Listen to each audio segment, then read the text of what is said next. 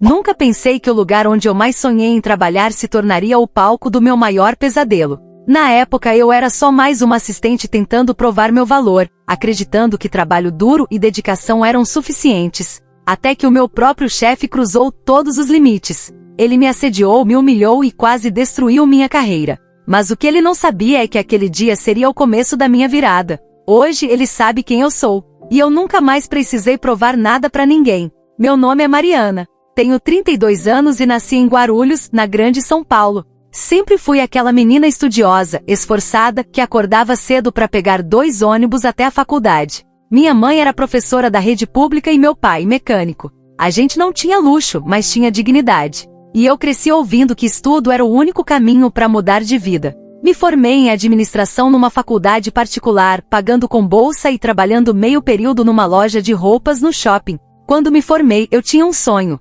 trabalhar numa grande empresa, crescer, fazer diferença. Queria ser reconhecida, queria subir na carreira, queria mostrar que menina de Guarulhos também chega lá. Consegui meu primeiro emprego corporativo aos 24 anos. Era assistente administrativa numa empresa de marketing digital no centro de São Paulo, perto da Avenida Paulista. Todos os dias eu pegava o metrô lotado da linha vermelha, tomava meu café apressado no carrinho da esquina, subia correndo pro escritório no 10º andar. Eu amava aquilo. Amava a correria, o ritmo, a sensação de estar construindo algo. A empresa era moderna, tinha aquele clima de startup. Mesas compartilhadas, reuniões em pé, café expresso de graça, playlist no Spotify tocando o tempo todo. Eu me sentia parte de algo maior. Meu chefe se chamava Rafael. Ele tinha uns 38 anos, bonito, bem vestido, sempre sorrindo. Todo mundo adorava ele. Ele era carismático, elogiava o trabalho da equipe, parecia ser o chefe dos sonhos. No começo ele foi super atencioso comigo.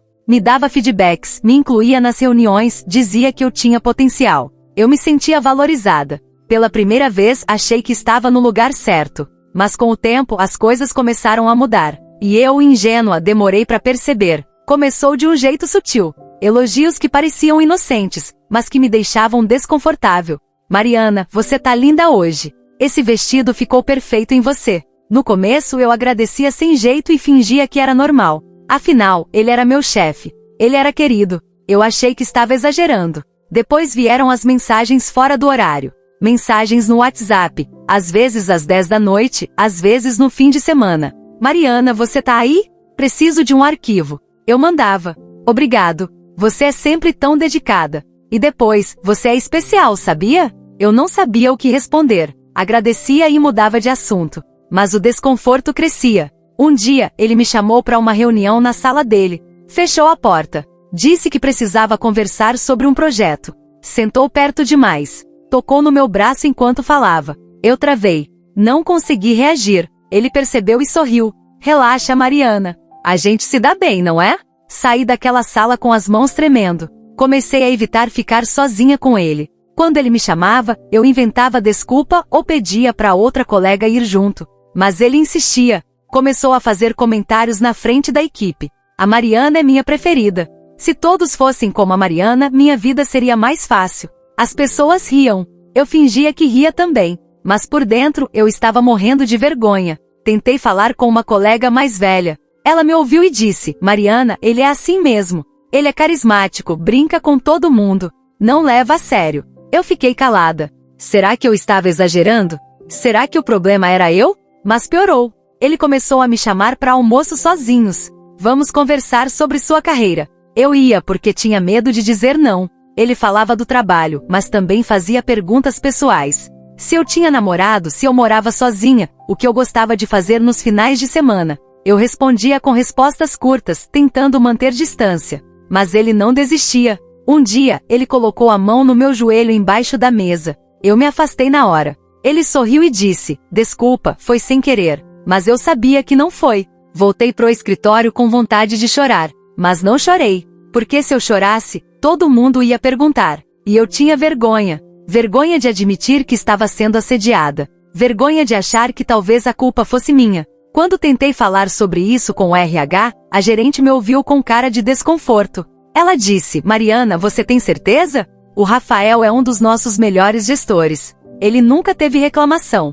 Será que não foi mal entendido? Eu saí daquela sala me sentindo menor do que nunca. Em São Paulo, dizem que quem reclama perde o emprego. E eu tinha medo de perder o meu. Eu me calei por medo. Continuei trabalhando, fingindo que estava tudo bem. Mas o silêncio dói mais que a injustiça. Ele sabia que eu estava vulnerável. E ele usou isso contra mim. O dia que mudou tudo foi numa sexta-feira de novembro. Tínhamos uma apresentação importante com um cliente grande. Eu tinha trabalhado a semana inteira naquele projeto. Fiz pesquisa, montei os slides, revisei cada detalhe. Era minha chance de mostrar que eu era capaz. A reunião começou bem. Eu apresentei, expliquei os dados, respondi as perguntas. O cliente gostou. Quando saímos da sala, achei que finalmente seria reconhecida. Mas o que aconteceu foi o oposto. Na frente de toda a equipe, no meio do escritório aberto, o Rafael disse em voz alta: "Pessoal, vamos dar um aplauso para Mariana. Ela arrasou na apresentação." Claro, ajuda quando você tem uma apresentadora bonita, né? Cliente homem sempre presta mais atenção. E piscou para mim. Todo mundo riu. Alguns, desconfortáveis. Outros, achando engraçado. Eu senti meu rosto pegar fogo. Não de vergonha. De raiva. Ele tinha acabado de reduzir todo o meu trabalho, todo o meu esforço, a minha aparência. Como se eu não fosse capaz. Como se meu valor estivesse no meu corpo, não na minha mente. Voltei para minha mesa, peguei minha bolsa e saí. Fui pro banheiro e tranquei a porta. Olhei pro espelho e chorei. Chorei de raiva, de humilhação, de cansaço. Mas no meio daquelas lágrimas, algo dentro de mim quebrou. E quando algo quebra, pode virar pó ou pode virar força. Naquele dia, eu escolhi a segunda opção. Prometi para mim mesma, nunca mais deixaria ninguém definir o meu valor. Nunca mais me calaria por medo. Nunca mais aceitaria ser tratada como menos do que eu era. Saí daquele banheiro, voltei pro escritório, peguei minhas coisas e fui embora. No caminho, liguei pro RH e formalizei uma denúncia por escrito. Detalhei tudo, as mensagens, os toques, os comentários, a humilhação pública. Sabia que talvez não dessem nada, mas eu precisava registrar, por mim, e por todas as outras mulheres que talvez passassem pelo mesmo. 2 semanas depois, fui chamada para uma reunião. Me disseram que tinham investigado, conversado com Rafael, e que ele tinha negado tudo. Disseram que era minha palavra contra a dele, e que para evitar um ambiente hostil, seria melhor eu pedir demissão. Não foi pedido. Foi um empurrão disfarçado. Saí daquele escritório de cabeça erguida, com lágrimas nos olhos, mas com fogo no coração, porque eu sabia que aquele final não era o fim, era só o começo de uma nova história. A minha história. Os primeiros meses foram os mais difíceis. Voltei para casa dos meus pais em Guarulhos. Não tinha dinheiro, não tinha emprego, não tinha estrutura. Mas tinha uma coisa: determinação. Passei dias inteiros enviando currículos. Ninguém me chamava. Comecei a achar que eu tinha sido marcada, que ninguém ia querer me contratar. Foi aí que tomei uma decisão. Se o mercado não queria me dar uma chance, eu ia criar a minha própria chance. Comecei a estudar marketing digital, redes sociais, estratégias de conteúdo. Fiz cursos online gratuitos, assisti vídeos no YouTube, li tudo que encontrei. Passei noites acordada, estudando enquanto minha mãe dormia no quarto ao lado. Criei um perfil no LinkedIn. Comecei a postar sobre marketing, sobre estratégias, sobre o que eu estava aprendendo. No começo ninguém via, mas eu continuei. Todo dia um post, todo dia um aprendizado. E devagar, as pessoas começaram a me seguir, começaram a comentar, começaram a me procurar. Meu primeiro cliente foi uma amiga da faculdade que tinha uma pequena loja de cosméticos online. Ela me pagou R$ 300 para fazer a gestão das redes sociais dela por um mês. Eu fiz como se fosse um contrato de milhões. Criei conteúdo, respondi mensagens, fiz promoções. Em 3 semanas, as vendas dela dobraram. Ela me indicou para outras amigas. Em 6 meses, eu tinha 10 clientes. Trabalhava de casa, no quarto que dividia com minha irmã mais nova. Minha mesa era uma tábua de passar roupa. Meu escritório, um colchão no chão. Mas eu estava feliz, porque pela primeira vez na vida, eu era dona do meu tempo. Ninguém podia me assediar. Ninguém podia me humilhar. Eu era a chefe de mim mesma. Continuei estudando. Fiz cursos pagos, investi em mentorias, aprendi sobre funil de vendas, copywriting, anúncios no Facebook e Instagram. Melhorei minha oferta. Subi meus preços. Comecei a atender empresas maiores. 1 ano e meio depois de ter saído daquele emprego, aluguei uma sala comercial pequena na Vila Madalena. Era minúscula, mas era minha. Coloquei uma placa na porta: MRS Marketing Digital. As letras do meu nome, Mariana Rezende Silva. Contratei minha primeira funcionária.